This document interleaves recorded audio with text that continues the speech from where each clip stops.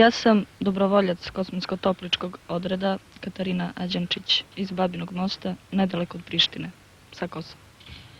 Katarina, šta je to jednu mladu, lijepu djevojku motivisalo da sa Kosova krene čak ovamo na zapadne granice srpstva? Ove muke koje su pritisnule ovaj krajiški narod ovde, saosećanje sa ovim ljudima, možda čak i moje radno mesto gde sam radila sa izbjeglicama u Crvenom krstu u Obiliću.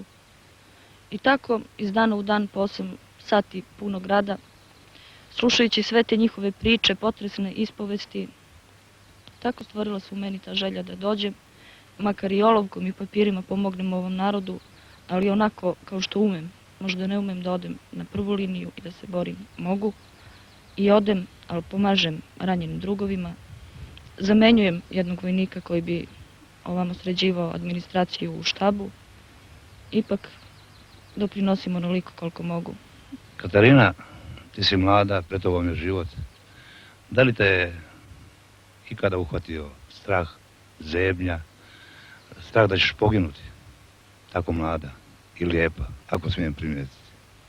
Pa vidite, ja preksutra mi je rođendan, punim 20 godina. A kad sam polazila, bilo je 30. januara sad ove godine, pitali su mi isto to. Rekla sam, nije mi žao. Važnije i časnije ovde poginuti. Iako je ta sudbina, to bi mi se desilo i kući, u onoj kući gde sam rođena. Prema tome nije mi žao da dam život za ovaj krš, uopšte.